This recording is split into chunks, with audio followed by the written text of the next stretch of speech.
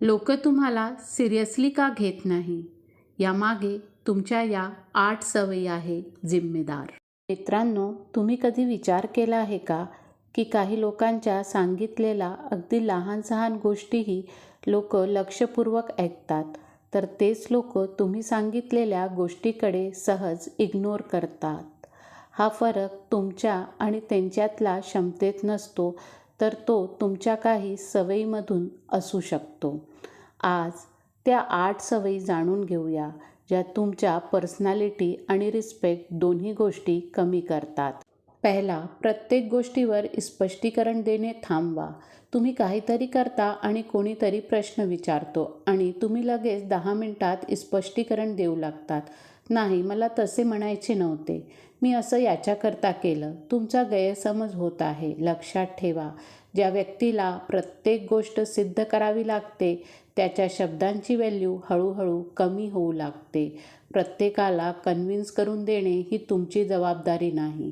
कधीकधी जे मला योग्य वाटले ते मी केले असे शांत आणि संयमित उत्तर पुरेसे असते. दुसरा, प्रत्येक गोष्टीवर हसणे थांबवा. काही लोक कोणी गंभीरपणे बोलत आहे तरीही ते हसतात. कोणी तुमचा अपमान करत आहे तरीही ते हसतात. कोणी तुमची बाउंड्रीज ओलांडली आहे तरीही ते हसतात. मग अशी तक्रार येते की लोक तुम्हाला सिरियसली घेत नाहीत. तुम्ही जे बिहेवियर हसून स्वीकारतात, लोक पुन्हा तसं वागणं आपला हक्क समजून घेतात. राग हे प्रत्येक गोष्टीचे उत्तर नाही. कधीकधी उदास चेहरा हा एक मोठा इशारा असतो. तिसरा, प्रत्येकाला खुश करण्याचा प्रयत्न करू नका. समोरच्या व्यक्तीला राग येईल म्हणून तुम्ही हो म्हणालात. दुसऱ्या कोणाला वाईट वाटेल म्हणून तुम्ही तुमचा निर्णय सोडून दिलात. लोकांनी तुम्हाला एक चांगली व्यक्ती समजावे म्हणून तुम्ही तुमच्या गरजा बाजूला ठेवलात. पण लक्षात ठेवा, जो माणूस प्रत्येकाला खुश करण्यात व्यस्त असतो, तोच बहुतेकदा स्वतःवर सर्वात जास्त रागवलेला असतो. लोकांच्या नजरेत चांगल्या होण्याआधी स्वतःच्या नजरेत खंबीर व्हा. गरज पडल्यास नाही म्हणा, कारण तुमच्या प्रत्येक होची किंमत तुमची मनशांती असू नये. चौथा, आपले शब्द वारंवार बदलू नका. तुम्ही आज काहीतरी म्हणालात, उद्या कोणीतरी आक्षेप घेतला आणि तुम्ही तुमचे शब्द बदलले. मग जेव्हा दुसरे कोणी आले तेव्हा तुम्ही ते पुन्हा बदलले. लोक तुमच्या शब्दांकडे नाही तर तुमच्या कन्सिस्टन्सी आणि कमिटमेंटकडे पाहतात. आणि जेव्हा त्यांना असे वाटते की तुम्ही थोड्या दबावाने आपली गोष्ट बदलता, तेव्हा तुमच्या शब्दांचे मूल्यही कमी होतात. याचा अर्थ हट्टीपणा करणे असे नाही. जर तुम्ही चुकलात तर तुमची चूक मान्य करा. पण जर तुम्ही बरोबर असाल तर केवळ लोकांना खुश करण्यासाठी त्याचे पालन करू नका. तुमच्या शब्दावर टिकणं ॲटिट्यूड नाही, कॅरेक्टर आहे. पाचवा, प्रत्येक गोष्टीला लगेच उत्तर देणे आवश्यक नाही. कोणीतरी तुम्हाला मेसेज केला, तुम्ही लगेच उत्तर दिले. कोणीतरी काहीतरी विचारतं, तुम्ही तत्काळ एक्सप्लेनेशन दिले. कोणी तुम्हाला प्रवोक करतं आणि तुम्ही लगेच प्रतिक्रिया देता. तुम्हाला वाटतं की असं केल्याने तुम्ही ॲक्टिव्ह आणि रिस्पॉन्सिबल दिसत आहात. पण कधीकधी प्रत्येक गोष्टीवर लगेच प्रतिक्रिया देणे ही तुमची मॅच्युरिटी नव्हे तर तुमची इमोशनल अवेलेबिलिटी दर्शवते.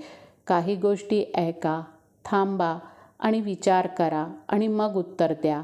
कारण ज्या व्यक्तीचे आपल्या प्रतिक्रियेवर नियंत्रण असतो त्याच्यासमोर इतर लोकही विचारपूर्वक वागतात. नंबर 6, स्वतःला कमी लेखू नका आणि स्वतःची चेष्टा करू नका. मी असाच आहे, मला हे जमणार नाही, मी इतका हुशार नाही, माझी पर्सनॅलिटीच खराब आहे. तुम्हीही गमतीत म्हणतात, पण समोरची व्यक्ती ते खरं मानू शकते. तुम्ही स्वतःला सातत्याने जेवढी व्हॅल्यू देतात तेवढंच जग तुम्हाला व्हॅल्यू देतं. तुमच्या कमजोरी, कमतरता स्वीकारा, पण त्यांना तुमची ओळख बनू देऊ नका. 7वा, तुमची बॉडी लँग्वेजकडे लक्ष द्या. जर तुमचे शब्द आत्मविश्वास दाखवत असले पण तुमचे शरीर भीतीची कहाणी सांगत असेल तर लोक कोणावर विश्वास ठेवतील? खांदे पाडणे, खाली झुकलेली नजर, अस्वस्थ हात वाढे, खूप हळू आवाज, या सर्व गोष्टी काही न बोलता तुमच्या व्यक्तिमत्वाबद्दल सांगतात. तुम्ही बोलण्याआधी तुमची बॉडी लँग्वेज बोलते, म्हणून चालताना मान वर ठेवा, वाकून बसू नका.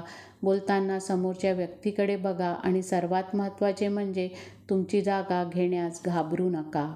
8वा, स्वतःवर काम करणे थांबवू नका. सर्वात प्रभावी व्यक्तिमत्व तो नसतो जो लोकांना इम्प्रेस करण्याचा सतत प्रयत्न करत राहतो. सर्वात प्रभावी व्यक्तिमत्व तो असतो जे दररोज स्वतःला अपग्रेड करत राहतात. काहीतरी नवीन शिका, तुमच्या फिटनेसवर काम करा, तुमचं ड्रेसिंग सुधारा, तुमची बोलण्याची पद्धत सुधारा, तुमचे नॉलेज वाढवा, तुमची इमोशनल मॅच्युरिटी वाढवा.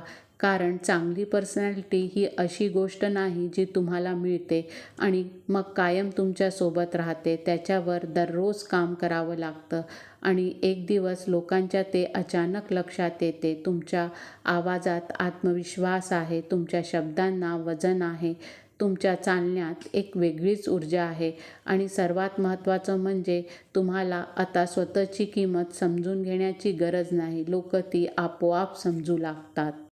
मित्रांनो, लक्षात ठेवा, आदर मागितला जात नाही, तो मिळवावा लागतो. त्याची सुरुवात जग बदलण्याने होत नाही, तर स्वतःला बदलण्याने होते. Thanks for watching. Shri Swami Samarth मित्रांनो.